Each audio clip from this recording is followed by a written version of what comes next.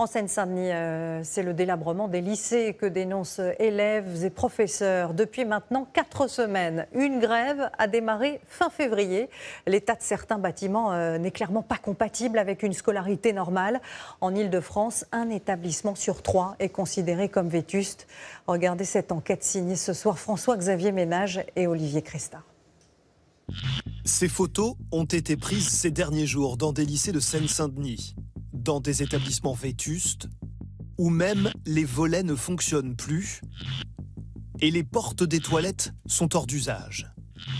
Pour cette raison, dans ce lycée à quelques kilomètres seulement de Paris, c'est la grève. Ici, des parties communes endommagées. Et à l'intérieur, un professeur filme à notre demande cette salle informatique où les plombs sautent et les fils électriques pendent. Dans ce couloir, une partie du plafond fait défaut et voilà ce qu'il reste d'un chauffage collectif. L'hiver, il fait moins de 16 degrés à l'intérieur, dénoncent 2 professeurs que nous rencontrons dehors. Le rectorat n'ayant pas répondu à notre demande de tournage dans l'établissement, qui compte près de 1000 élèves, dont beaucoup vivent déjà dans la précarité. Le sentiment premier, ça va être un sentiment de honte en fait, parce que quand on accueille des élèves, qu'on leur dit pour demain il y a exercice 42 à faire, et qu'on les voit la demi-heure d'après allongés par terre dans les couloirs pour pouvoir faire l'exercice de maths. Parce qu'il manque de chaises. Parce qu'il manque de chaises, parce qu'ils n'ont pas la place. Ils partent clairement avec un défaut de chance très important. La Seine-Saint-Denis, le département le plus pauvre de l'Hexagone, là où les besoins éducatifs sont les plus nombreux. Dans ce lycée public de Sevran, une grève pour dénoncer un environnement détérioré, volets cassés, infiltration d'eau.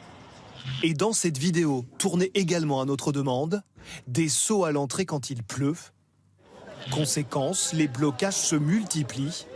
Des manifestations avec le soutien de nombreux parents d'élèves. Célène et Estelle ont 16 ans. Elles sont en première et déplorent les problèmes qui s'invitent quotidiennement en classe. Quand par exemple, le soleil devient aveuglant. On est obligé de rater la moitié du cours parce qu'on n'a pas de rideau, du coup on est obligé de faire des rideaux nous-mêmes avec nos feuilles.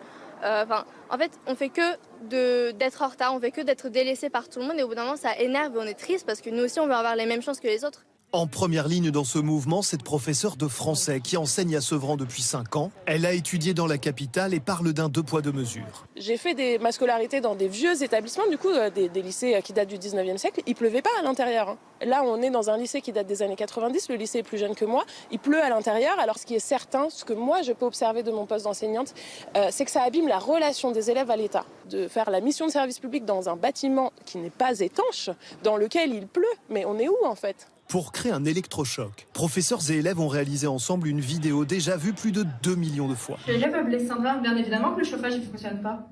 On est à Blaise-Saint-Drars, évidemment qu'on n'a pas de plafond dans nos toilettes et qu'on fait pipi dans le noir. Excusez-moi, est-ce que vous avez des chaises? Je suis élève à Blaise-Saint-Drars dans le 93, évidemment que quand je fais cours, j'ai pas de plafond au-dessus de moi. Des exemples comme cela sont légion d'après ces infirmières scolaires. Tous les jours, elles disent voir les conséquences sur le moral et sur les notes des élèves qui travaillent dans des conditions détériorées. Ça va entraîner encore plus le décrochage scolaire des élèves, le manque de motivation, ça va impacter leur réussite scolaire et leur bien-être. Le ministère de l'Éducation répond que les bâtiments scolaires relèvent des collectivités locales. Les régions ont en charge les lycées. Nous sommes donc allés au Conseil régional d'Île-de-France. Face aux images accablantes, on plaide ici l'immensité des chantiers avec déjà un tiers des rénovations achevées. Cette année 2024, la région investit 1 milliard d'euros dans ces établissements publics. C'est le plus grand plan d'investissement jamais porté par une collectivité dans notre pays. Il y a un endroit où l'État a décidé exceptionnellement de casser sa tirelire pour rénover les écoles, c'est Marseille. Les maternelles et primaires, c'est normalement la compétence des communes, mais ici, grand lifting, on retape tout en continuant les cours. Dehors, les vestiges du monde d'avant, et pour jongler avec les travaux, de nombreux préfabriqués. Et là, il y a les enfants qui attendent pour la cantine provisoire qui est juste ici.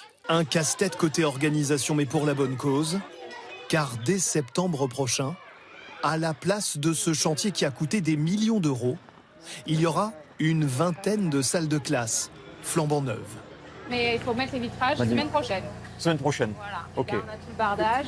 On ne peut pas demander à des enfants de respecter les lois, de respecter la République, d'être des bons citoyens, si leur école, dès l'âge de 3 ans, elle est délabrée. La promesse républicaine, c'est liberté, égalité, fraternité. Mais derrière la devise tricolore, il y a surtout un enjeu financier. Si on regarde les chiffres de la ville de Marseille, 1 milliard d'euros, dont 400 millions de subventions de la part de l'État pour reconstruire ou réhabiliter 188 écoles sur un total de 470.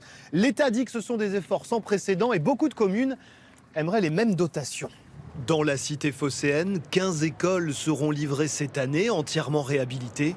À travers la France, beaucoup de villes lèvent le doigt pour espérer bénéficier des mêmes largesses de l'État.